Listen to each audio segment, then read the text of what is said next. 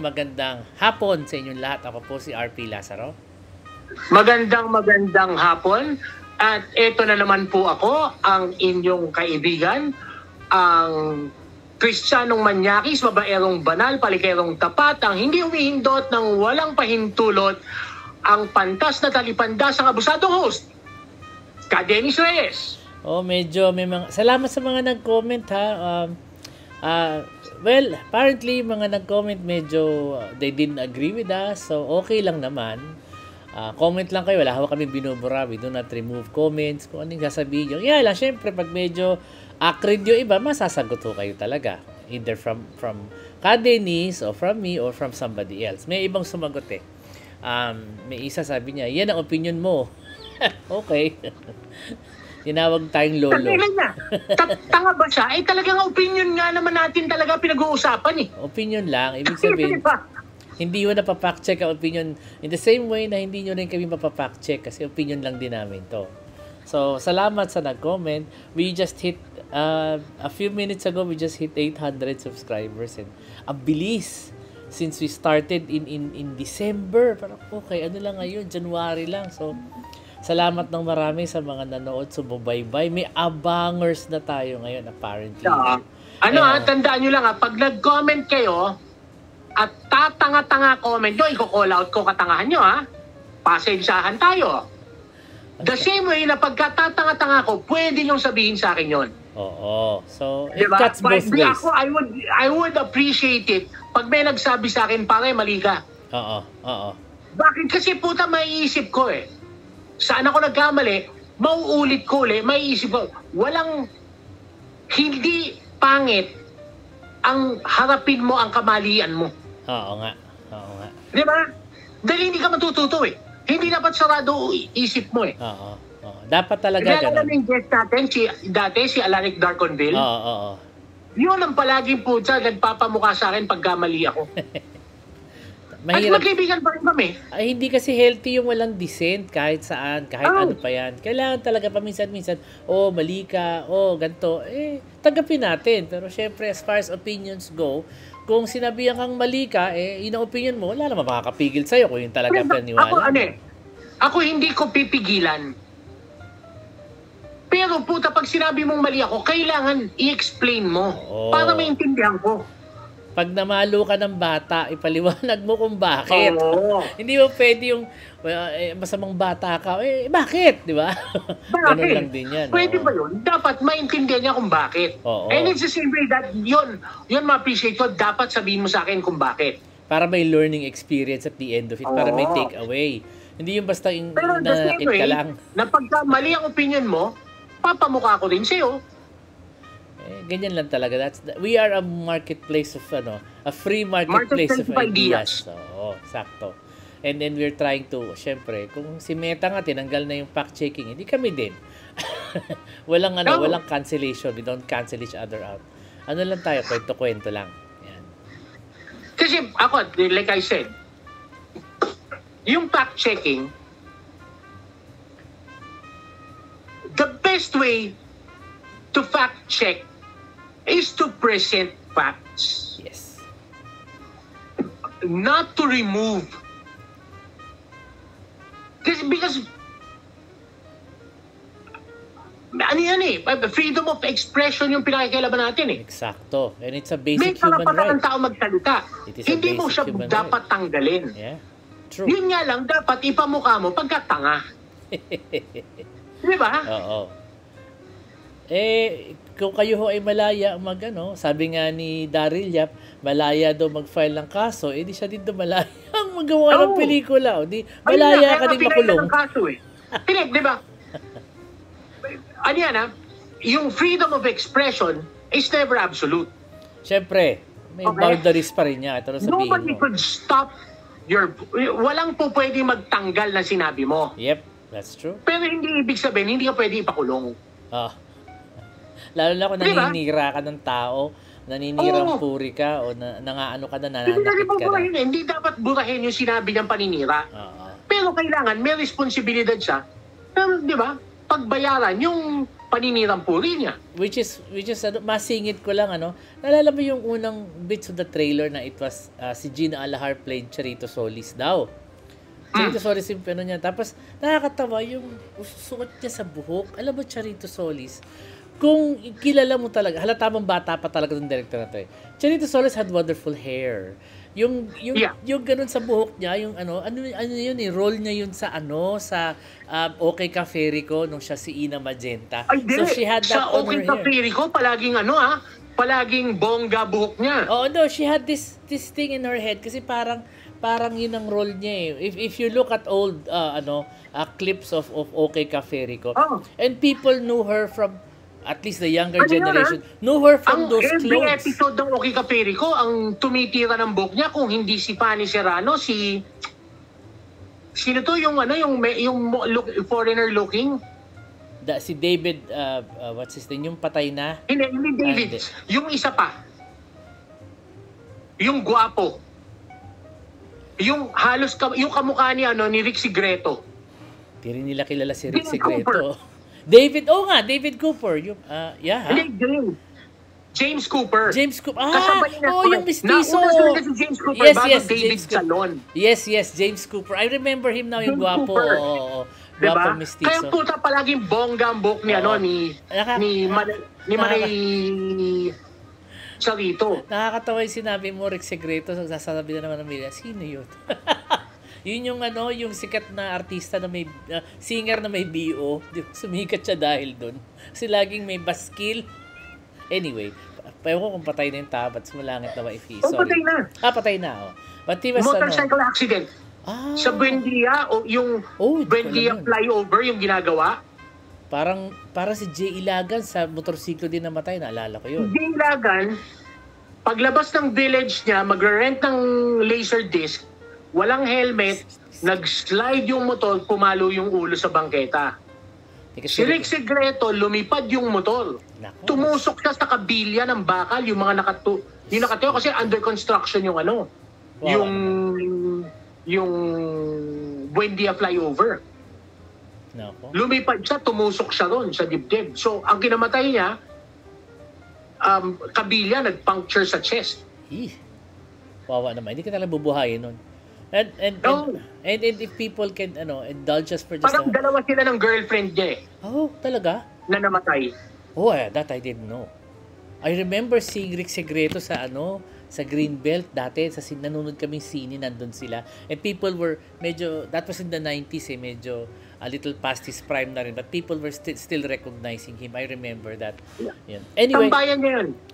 Greenbelt. Malapit siya doon nakatira eh. Kaya pala. That makes sense. Tsaka tambayan niya talaga yun since Tavern on the Square. Oh, okay. I remember that place. Makati yan eh. Anyways, if people can indulge just a little bit more, naalala ko di ba si Charito Solis had this chismis na naman din pinag-uusapan natin na na namatay daw si yung mayor ng Maynila, si Lacson. I don't know if people still remember that. Arsenio Lacson. Well, yun ang chismis. Chismis, namatay daw sa ibabaw niya. In the middle of yun nga, coitus interruptus. Charito Solis was very beautiful. Yes. Sobrang sexy noon. Napakaganda ni Charito Solis noon. At saka kahit na yung may 60s. Isang pelikula siya na medyo may edad na siya ng konti. Yung kasama niya si FPJ, Isla Puting Bato. Okay. Ang role niya doon yung medyo aging na na Belias. Pucha, ang dating niya parang Rosana Roses pa rin. Maganda siya, maputi kasi siya. Rosana Roses at her peak ka. At her peak, Rosana Roses kasi in her early 30s, maganda siya noon. Oo, puta, pero si Charito Solis was probably in her 40s na. Maganda talaga si even Alma Moreno, nakita ko yan dati sa Glorieta in the 90s. Mukhang 25 anyos, Sus Mariosep. Talagang si Alma Moreno nung bata, sobrang ganda ng mukha. Sobrang sino ba? Walang tatalo, Hilda Coronel. Ay, oo. I saw her sa Makati Med. Naka-confine siya. Yung asawa niya, di ba naka-wheelchair. she married a doctor from Makati Med? Makati Med, may sakit, naka-wheelchair, putlang-putla. Tangina, I still stopped in my tracks. Ganon siya aganda. Maganda talaga, oo. Kinukumpara Oo. nila kay Aiko Melendez, parang malayo. Iba yung ganda ni Ay, ano. hindi. Iba yung ganda Itong huli, ni Coronel noon. yung naglabas si Aiko Melendez ng, yung picture niya, yung nag-reunion sila ni Carmina, yung ayos niya when she was 14, 15 years old, Oo. yung long straight hair, na nagpapayat siya, Oo. putang ina, ang ganda pa rin. Naging ano yan naging girlfriend niya ng mayor namin sa Bulacan dati, Patrick Meneses. Pero hindi ko alam kung bakit sila naghiwalay, but ganun Ganun talaga. Anyways, going to our topic of discussion na Lunes, wala akong pasok sa Maynila at Pasay, no? Kasi may peace rally ang Iglesia ni Cristo. Ako naman, ang tanong ko, bakit? Para saan? Sorry hindi to attack sa inyong relihiyon, pero ano ho ang pinaglalaban ninyo? Wala naman tayong problema. Are we, sana parang peace rally against China, I would understand, but hindi ko alam kung sino tong kalaban nila, ang sabi dito sa January 10, ayan, sabi dito, the Iglesia ni Cristo is gearing up for a nationwide rally for peace on January 13 with Sagip Party List Representative Mr. Rodante Marcoleta, saying that the event is not about taking sides in the rift between Ferdinand Marcos and Vice President Duterte. Pero ang hinaing daw nila is that they agree, tinamang ganda ng pagkakasabi, they agree with President Marcos na wag na i-impeach si Sara Duterte. Ba't yung kailangan He was calling for the military to take up arms against the administration, the Republic. Yes, sabi niya yon. Yung Congress was only doing their constitutional duty of oversight. Congressional oversight yan Humingi ka ng pera. Gusto nila malaman saan napunta yung pera. Hindi mo po pwedeng sabihin trabaho ng COA yan.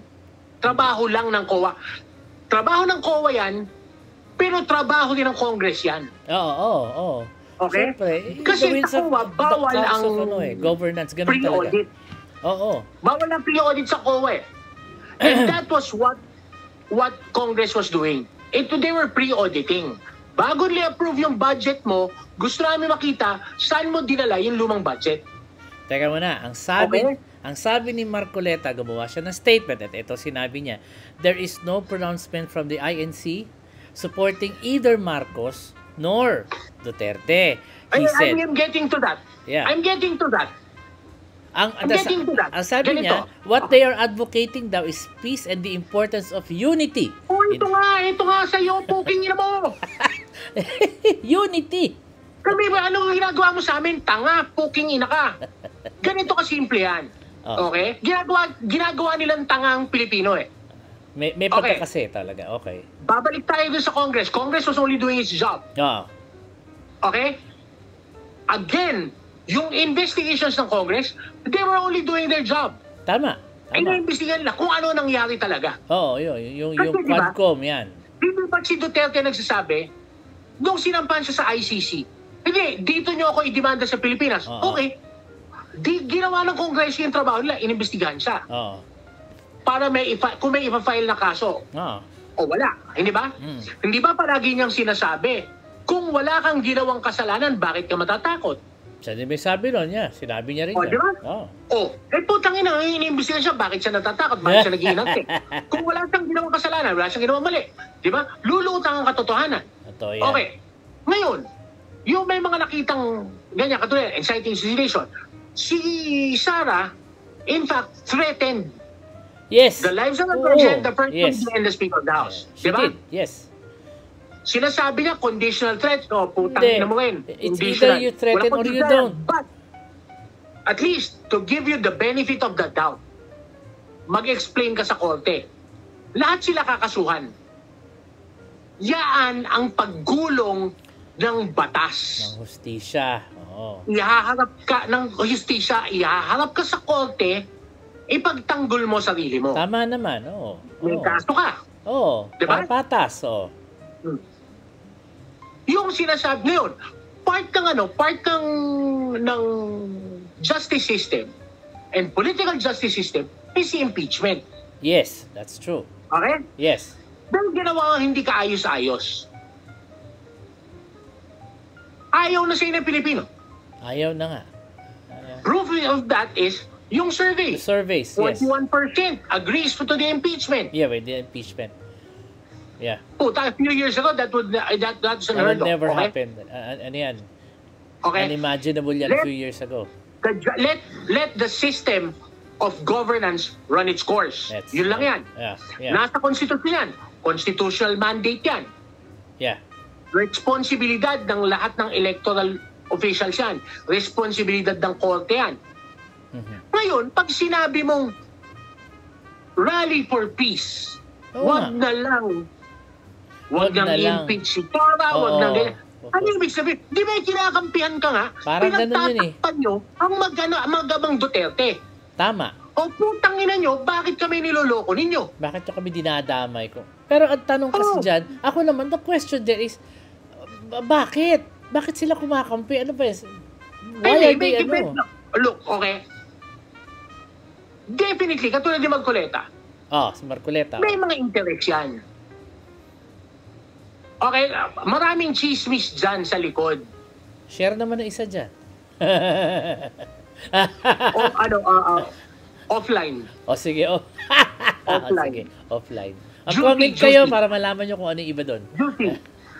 Meron pang issue ng sugal dyan. Marami yan. Pero basically, lahat yan nag-system, kung maaalala nyo, yung nag-away-away yung magkakapatid. Sino magkakapatid? Si Ka Angel, si Ka Loti, si Ka Mark. Yes. Saka si Ka Eduardo. Oo, nag-away-away nga sila. Si Ka Mark, nakatira na sa South Dakota kasama yung nanay. Umalis na Si pala Ka sa Angel, saka si Pilipinas. Ka Loti, di ba? Pag kinulong nila. Oo. Yung kinulong nila, nagkagulo sila doon that was a few years ago. Kabit-kabit yan. Okay. Ibig sabihin, may mga political interests. Like I said, ang nakakalimutan ata nila. Medyo every time they do that, nagkakaproblema sila. Ilang beses na ginawa? Ginawa nila kay GMA yan. Oo nga. Diba? Ano ba yun nangyari na? Siya umareglo nun. Nalala mo yung rally na yung tao dito sa EDSA? Basta kailan ba yun a few years ago? Yung nangyari sa EDSA na ano ba pinaglalaban nila noon? Bigla nagkagulo? Para akala ko yung separation of church and state. Tangina, hindi naman nila naiintindihan ano ibig sabihin nun. Basta yun nagkagulo sa... Kasi iniimbestigahan sila doon sa corruption sa church. Yeah. Diba? Bakit? Sino nagpa-imbestiga? Pinoy? Teka muna. Bakit? Di ba inaway din nila? Teka muna, sandali lang. Naalala mo yung Philippine Arena? Tapos humingi sila ng humingi ang iglesia ng bigyan sila ng sarili nilang exit mula sa NLEX. Pinagbigyan naman sila ni Pinoy doon Dalawa pa, coming from the north and the south. Ano ba naman ang reklamo nila doon? Pinagbigyan naman sila. Pero, kulang pa ba yun? Pero nung umabuso sila, binanatan sila. Siyempre. Same thing. Ang nakakalimutan mo, relihiyon ka lang. Kahit na may ilang milyong boto ka, 2.8 million presidente ng Pilipinas yun. Wala kayo dapat kinalaman sa governance. You're fighting City Hall. Yeah. They should have nothing to do with governance because they don't. They have no business. They have no business interfering in government just because they have 2.8 million votes. Kaya sa tingin mo, yung ginawa ni Marcoleta, mananalo pa siya? 2.8 million votes. Kung si Duterte, hindi siya kinayang manalo Ngayon pang inaaway niya si... sino ba amo niya? Si GMA. Tapos China. ngayon si Duterte. Parehong China boy. Nga no. Hindi naman siya binabayaran. O kasi China wants the Dutertes to win. Yan ang binaback upan nila eh. Pero sabi naman nila, binutayan na doon ang gripo ng China. So, ano pa ba naman? Hindi, but the thing there is, at least, Marcoleta's very loyal. Well, To the wrong people nga to lang. the wrong people. Siguro kung had he been loyal to the right people, it would have been an asset to us voters. Oh, It would have been an asset. totoo. He could have been an asset. Oo. Kasi ano din eh. If he was loyal to the people, Oo. Doggedly tenacious din kasi yung mga not eh. to whatever political interests. Oo. Pero kasi sabi mo, may mga sugal, may mga ganyang issue. If these personal things or scandals get in the way... Okay. Iba yun, hindi siya kasama doon. Hindi kasama doon? Akala ko kasali siya doon eh. Hindi. Okay. Higher. Oh, higher. Okay, sige. Offline, comment kayo to know more. Yun ang chismis Supposedly, merong video. Parang kinangyari kay Erap. May video din. Parang. Kasi alam mo, ang casino ho, ay punong-puno ng CCTV yan. Kahit ano sabihin nila, kahit yung mga cameras na nakikita mo sa paligid mo, there could be something under the table for all you know. So be careful Pero be careful lang. Supposedly, kasi hindi ko pa nakikita. Okay. Yun ang chismis. Meron daw. Alam mo minsan kasi ang side ng Duterte, sorry medyo sinungaling din eh. Remember, they said na mayroon daw silang video ni Bongbong na nagda-drugs. Diyos ko, that was so easy to dispel kasi halata mong tawag doon, yung fake yung video, yung if it's from a movie, that's not true. Wala nangyari, hindi man attraction. They had viewing parties in the US. Sus, Joseph, talaga naman. Nag-viewing party pa sila noon, tas wala din. Didn't even make anything, ni walang sirit, wala sa the next day nakalimutan na ng tao. Ganong kabilis na nawalan ng boses. Sobrang galit ng tao sa kanila eh. Oo. Dahil sa ginawa ng pagbebenta sa China. Oo. Unang-unang galit sa kanila, mga mangingisda, wala nang hanap buhay, mga tao nakatira sa pamalakaya, diba? Unang-una na yan eh. Yung Gemver ba yun? Yung binanggaan ng China ng Chinese Coast Guard na militia na barko. Ang sabi nila, chinichismis to isang DDS na ang laki doon na ibinayad doon, mahigit 10 million na bawat isa sa kanila. Ewan ko, totoo yun? Hindi totoo. Ang alam ko, hindi naman nabayaran yung mga yan eh. Hindi totoo. Kasi hanggang ngayon, mahirap pa rin yung mga tao eh. Dahil alam ko si Piñol ang nakialam pa noon eh, naalala mo yun? Pinagsabihan niya pa yung mga pinagalitan niya pa. Diyos ko, dahil sila tong biktima. Talaga naman eh. Kung tayo nangingisda ka sa sarili mong kalagatan, kung tayo pagalitan. Ikaw na yung binanggay ko, pinagalitan. Ang kumausap doon, si Kusi. China din yun eh. Taga Mindoro yun eh. Lugar niya yun eh. Kaya puta hindi ako naniniwalang binigyan ng tagsa 10 milyon yun. Baka kinuha nila yung pera. Tapos kinausap nila. One thing, si Kusi, kahit na gano'n ako kagalit dyan, alam ko yun, hindi niya gagawin yan. Well, that's good to know. Hindi niya papakialaman yung hindi niya pera. That would be good. Kaya hindi gano'ng kaliit. Maliit na ba yun? Maliit yun. Maliit yun.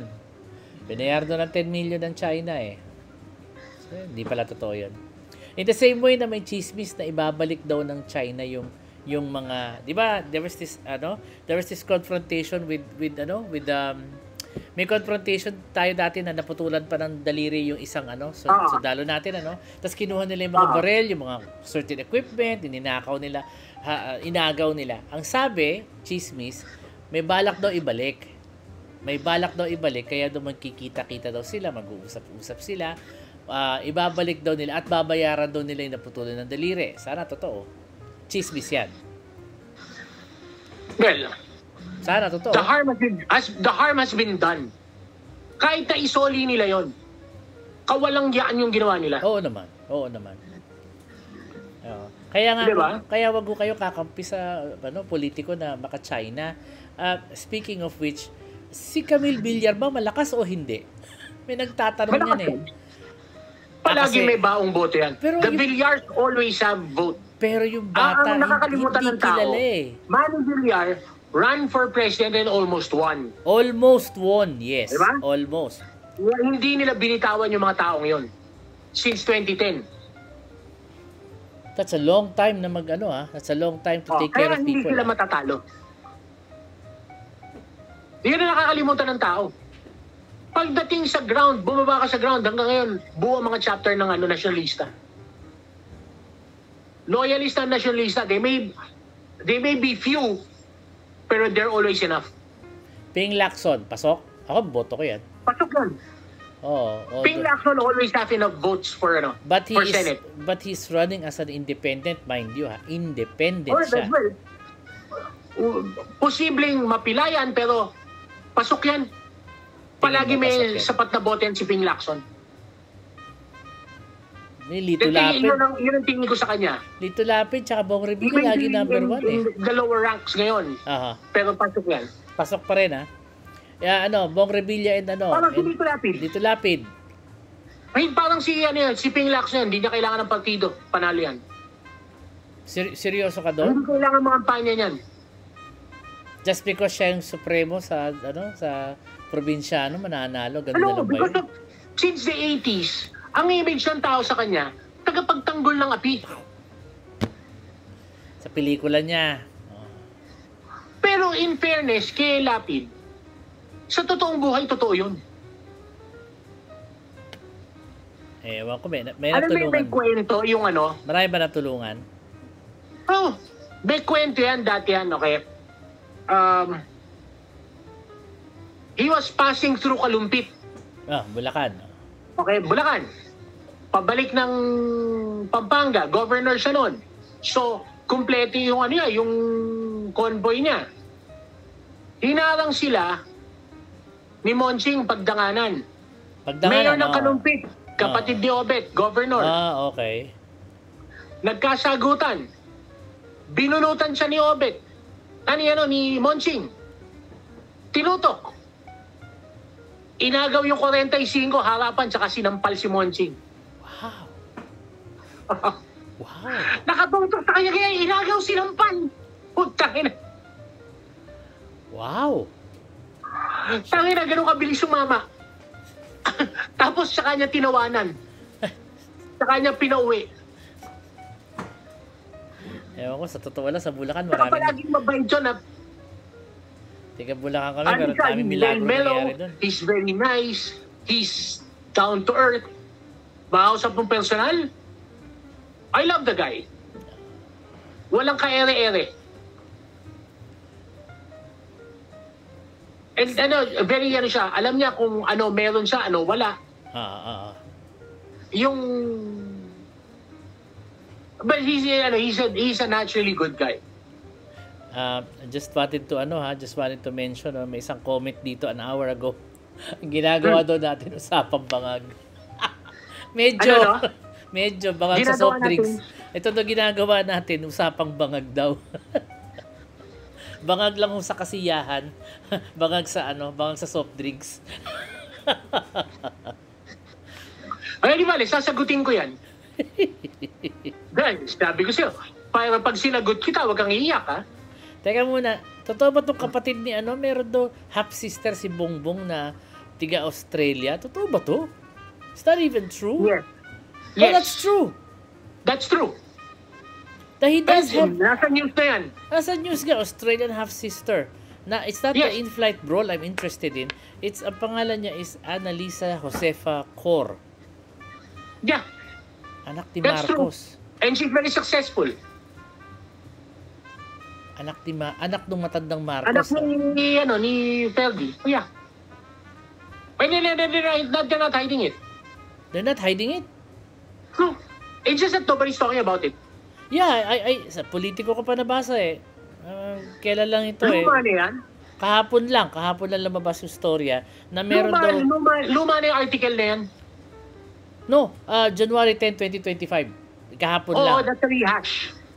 Tapos, meron kasi... I first read that about 10 years ago. I mean, the woman kasi daw, claiming to be the daughter of Ferdinand Marcos, is facing assault charges for allegedly beating up a passenger inside an airplane while she was drunk. So, that's beside the point. Point is, ang news sa akin is, kapatid pala siya sa labas. Na i-acknowledge nila. Nobody's acknowledging it. Nobody's acknowledging. Nobody's hiding it. Okay. So, hindi naman tinatanggi, hindi rin naman inaamin, basta nandiyan ka lang. Pinababayaan lang siya. Okay. For me, that's the news. Muna inimbestiga ng PCGG. Talaga? Yes, kasi nag-iwan si Marcos ng pera sa kanya, sa nanay niya. Kaya like I said, una ko nabasa yan, 10-15 years ago. Or more. Nag-iwan ng pera. Matagal ng news yan. Oo, hindi lang. Hindi lang 10-15 years ago. It's been in the news, what? For more than 25 years. 80s pa unang lumabas yan. Oo nga. Ito nanakit pa doon ng pasahero sa airport. Lasing. Anyway, for me, that's not the news. Kasi alam mo naman ng mga puro, they do that all the time. But what was news to me was that she figured in an article and nobody seems to deny it. Yeah. May kapatid. Interesting. Lumabas siya, nahanap ng PCGG yan eh. They track the money. Pinamanahan yung nanay niya. Iniwanan ng pera. Isa sa mga parang beneficiaries ng mga foundation. Okay. Wow. And so, going back to our... Tapos si married an Australian, yung nanay. And then the daughter apparently... And she was adopted. Apparently the daughter also married an Australian, has an Australian husband. Speaking of which, no, going back to the usapan natin kanina, medyo ako kasi interesado ako dun sa file ng impeachment kay 4 na file na to kay Sara. Ano ba, may gagawin ba? Wala. Ano ba iniintay nila? When is this going to be acted on? When it has to be acted on. Okay? Yeah, but because when? It's a constitutional duty. Mukhang inaantay pa nila mag-consolidate. Pwede ba kuwari, ikaw? Ako. Kuwari, kinasuhan kita, marami kami nagkaso laban sa'yo. Yung ba, pwede ba i-consolidate ng korte yun para isang kaso na lang laban sa'yo? Okay na, kailangan harapin mo kami isa-isa? Hindi, kino-consolidate yun. Especially kung pareho naman yung kaso laban sa'yo. Basta it's from the same title. It's consolidated. Unless ibang kaso yung kinaso sa'yo. Somebody said estafa, somebody said theft, basta kung ang kaso yun, pa different title. Okay? Kasi per chapter ang mga kaso eh. Ang tawag doon, titles. So basta magkakasama sa isang chapter yung kaso, kino-consolidate yan. O kaya magkakasama sa isang event, kino-consolidate yan. Yung kasing kinakaso lang naman sa kanya, pare-pareho lang naman na it's the same thing, paulit-ulit na ano ba yun, betrayal of public trust, basta, this other thing, some people say that they say this, the ibang grupo, iba daw kaso, iba yung kaso. Anong gusto nila hindi mag-consolidate? Pare-pareho lang yan. Pare-pareho nga lang Iba lang ang instances na ginagamit lang, except yung ginagamit lang examples, yung ginagamit nilang events. Pero pare-pareho lang yung kaso yan. Parang pare-pareho nga lang Hindi naman nagbabago eh. Oo, impeachment yan Lahat dyan, bumabawi. Lahat ng may atraso sila. Ang chismis kasi, baka daw hindi matuloy yung impeachment kasi baka daw magmukhang martir si Sara. Hindi, diba? Sinabi ko na rin yan. Oo. Baka hindi ituloy kasi baka magmukhang martir. Oo. Kaso lumabas that people are in favor. Di ba lumabas sa survey? Oo. 41% of Filipinos are in favor. Versus the 37% who are not in favor. Pero mind you, it's a very small margin. Yeah. Pero na lang yung mga natira na undecided who don't really care. So that's out of the question. Pero po, tatandaan mo, oras na magsimula yung impeachment trial, marami pang lalabas. So yung 41% lalaki. Or liliit. Pero I doubt, mukhang tingin ko lalaki. Marami nga sila atraso. Totoo naman yan. They have wronged a lot of people. That is true. Yes. Yan, hindi chismis yan. Totoo yan. Kaya pagdating doon sa impeachment, tangina ipaparada nila lahat ng uli ng pamilya ng mga namatay. Tangina pagsalitain lang nila yung nanay ni Kian de los Santos. Tapos na naman ang laban doon. We will get sympathy ng tao, yari sila doon. Kung ikaw abogado ni palabas nila yung nanay na aktivista, yung pinatay yung sanggol na anak. Sanggol, nasa kulungan siya, na diba? Hindi pa yung pinabayaan. Yung puta ninakaw, pati yung libing. Oo. That was weird. Why did they have hindi naman threat yung tao, hawak na nila Parang cruel and unusual naman yung ganun. Hindi, talagang dugo lang to si Sinas Patay na, ayaw pang patahimikin. Oo nga. Kaya bigyan niya lahat yan, lalabas yan. Tsaka puta, pag tinuluyan sa ICC yan, sa tingin mo. Puta, pwede lang gamitin dahilan yun eh. Alam mo, ICC is a different story. ICC. Nakakahiya, nadamputin lang, Vice President ng Pilipinas, impeach na natin yan. Ako, as a Filipino, medyo, syempre, nag-iisip din ako, bakit tayo aasa sa ibang bansa for policing our own ranks? Dapat tayo ang kumulong. Dapat tayo kasi nakapail na ron eh. Oo nga.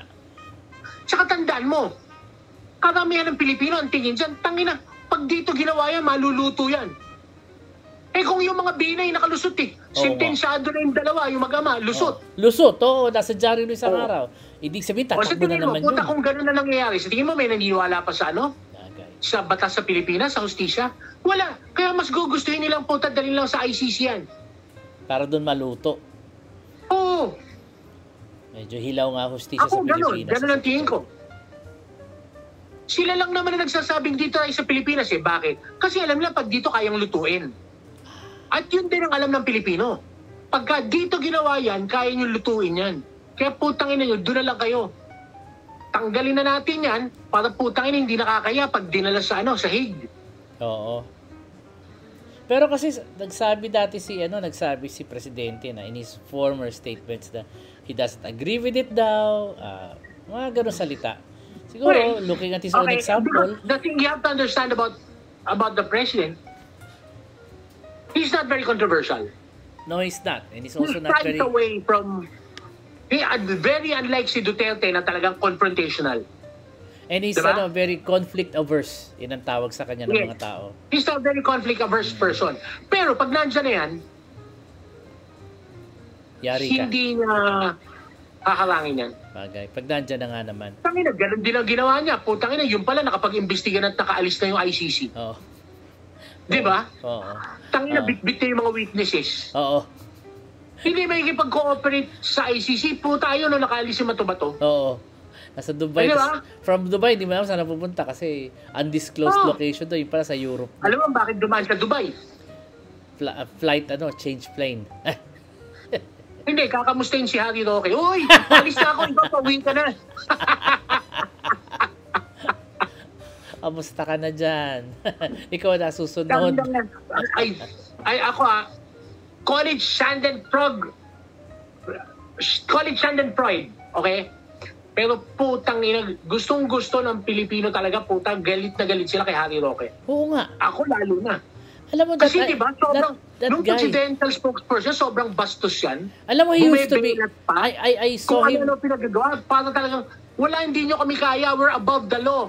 Tangina mo, eto ngayon ang batas, sinahabol ka. Alam mo, nung napapanood ko siya dati, nakikita ko yan dati, I had so much respect for him, this guy na yung nagtuturo pa yun, lumalaban pa yun sa mga international debates with other law schools abroad. And syempre, bilib na bilib ako sa kanya.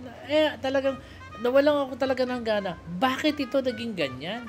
Even his own law, co-professors hate him sa UP Law. Pero ako wala talaga akong bilib sa kanya, even before. Talaga? Ako bilib ako dati. I consider he was a fake. I actually had a lot of faith in him. Akala ko kasi magaling, mabait daw. Akala ko naman is, tapos bigla siyang, he appears in EDSA talking about Team Kadiliman and Team, kasamaan. Ano ba yun? Parang, bakit ka nagkaganyan? Ang mura naman ng prinsipyo mo. Palang, when he was with Binay, di ba parang atake niya kay Duterte? Oo. Okay. Oo. Nung pumunta siya kay Binay, before that, di ba putang ina pa na yung ginang-atake niya kay against Binay? Oo. Grabe yun. Gata-galit kay Binay yan. Schoolmate pa naman silang dalawa. Diba? Nakurap si Binay tapos sinamahan niya? Oo. Ikaw, sa tingin mo, yung mga ganun tao, hindi kinabibiliban yan. Walang paninindigan yung putang inang yan. Kaya nga nung nagpakita na siya ng ganong kulay, sabi ko, sayang. Kasi his own friends sa law school niya, kung saan siya nagtuturo, mataas ang respeto sa kanya, biglang sinulatan nila yung international whatever that was. Para matanggal siya dun sa posisyon niya na naging imagine pagkaisahan ka.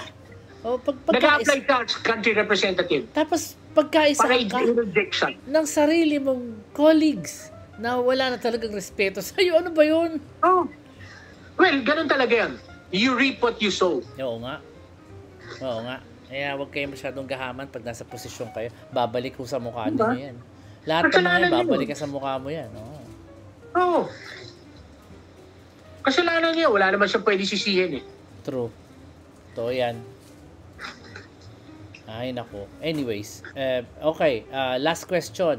Sino ba sa Sino ba sa mga... Sa tingin mo ba si Kibulim may pag-asa? Huwag ka. Daming Wala. followers nun. Wala. Followers nun, ha? Wala. Alam mo Yung ba, followers niya, ilan lang naman yun eh. nakita mo sa Remember, EDSA? kailangan mo para manalo, minimum about 16 million. For senator ba?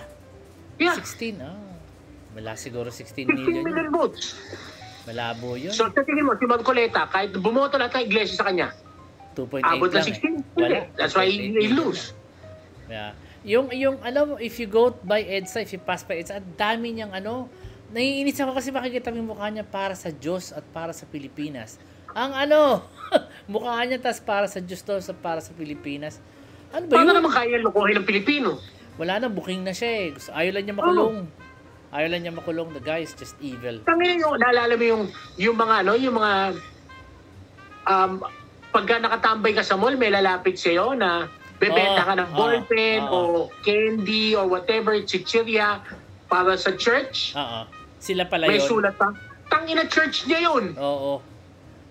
Puta, yung pala yun. Tinotokahan lahat magganon. Kaya mula nung nalaman ko, hindi na ako bumibili sa ganon eh. Oo, Dati bumili pa puta, naman. kung bumili pa ako nun, talagang Bibili ako ng mga awang-awa ako, mga puta. makakampo ng maliliit Kaya tsaka bibili ko, pulburon. halagang 500, di ko naman kailangan yun. Oo nga.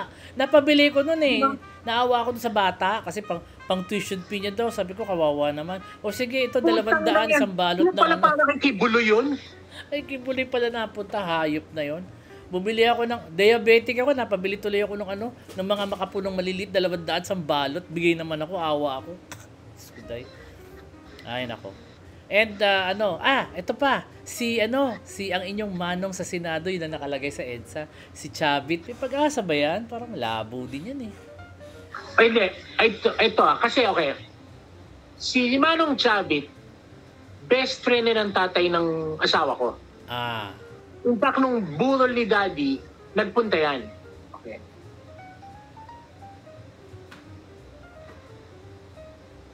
Ako noon, kaya kong, nag-isip ako ng strategy para manalo yan, kung gusto manalo. Ang kailangan niya, i-harness ang lahat ng Ilocano votes, nationwide. Yung Norte. Solid North. Yung solid North, okay? Ang Ilocano, hindi lang nasa Norte. Pati yung mga Ilocano May sa Mindanao. Descendants all over the Philippines. There's an Ilocano community galing sa Mindanao. Meron yan, oo. They're all over the place. Yung Ilocano votes yan, kung solidify mo, pwede. that will be enough to win. However, yan. nahuli siyang kakampi siya ni Sara. Oo nga. That's why tinanggal siya sa lineup. Since kakampi siya ni Sara, Wala na. palulusutin ba siya? Malamang sa hindi. Siyempre, politics yan eh. Diba? Paayag yung kabila. Yun ang problema niya. Why can't he just change sides? Yun na nga, hindi, ganyan eh. Actually, ang sabi, ang laki ng ginastos niya para yung sa kampanya ni BBM. Talagang nangampanya siya on his own. Yun naman pala eh. Namumudmud talaga ng pera sa local. Tsaka magkaibigan sila, di ba? Panahon pa ni Marlon matanda. They're good friends. They're allies. They're traditional allies. Oo, kasi Ilocano eh. Parang siya kumampi kay Sara bigla. Yun ang balita. Nahuli siyang kakampi ni Sara. Nagkaguhitan na ng kalsada. Wala na. Nalagay siya sa kabila. Sayang pera. Mahal pa naman ng mga billboard sa EDSA na yan. Kaya mo kahit si Aimee. Oo. Kahit si Aimee, nadungisan yung din. namamangkasit sa dalawang ilog, naguhitan din ng kalsada. Oo nga. Totoo yan. Kaya biglang humina si Aimee. Oo. She's not even, depende sa survey eh. In the earlier surveys, she's up there. In the later surveys, she's down there. So parang, biglang bumagsak, di ba? Oo. Pabago-bago din eh. Itong next two surveys, diyan mo makikita. Maraming babagsak. Ako, prediction ko, ang Tulfos, babagsak, magsisimulang bumulusok yan. Tingin mo? Kasi parang formidable O sila. February, lalabas, January survey. Oo. Doon sa January survey, bumabagsak sila. Para kasi nga hirap isipin na babagsak ang Tulfo eh. Kasi lakas eh. Lakas Kaya, talaga. pero puta, inuupakan na sila ng na kriminal eh. Oo. Lumabas na yung balita Tapos na lalabas lang doon, puta, masisintensya ka, madidisqualify ka. madidisqualify. Madidisqualify. Sayang ang boto ko sa'yo. Oo nga. Hindi na iboboto. Yun ang pinakamahirap eh. Pag inisip na, sayang ang boto ko sa'yo, talo ka naman eh. Oo nga. Pag na ganun ka, yari ka. Tapos na. Oo. And it's very hard to Paano make people pag change naganon their sila? minds. Oo. Ako hindi ko boboto yan. Hindi ako I've never voted for a Tulfo in my whole life. Kaya Never. maraming aangat, maraming bababa. Mawawala dun sa top 12.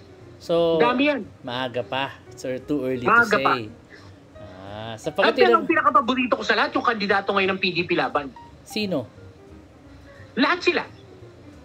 Yung pinakita natin picture na kaya lang wala silang 12 eh. Para ilan lang yata sila? 7 ba? 8? Parang mas maganda pa, ilagay na lang nila, Partido lang, Communist Party of China.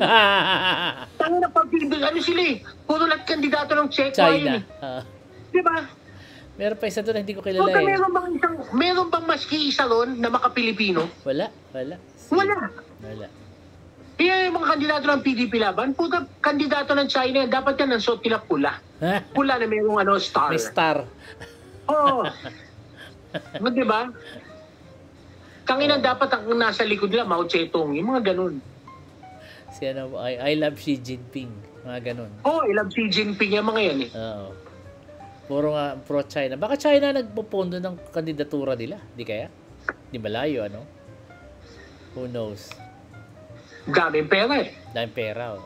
And they are Daming pera China. And the Chinese are very invested sa politika dito kasi atat na atat sila sa Recto Bank, gigil na gigil eh.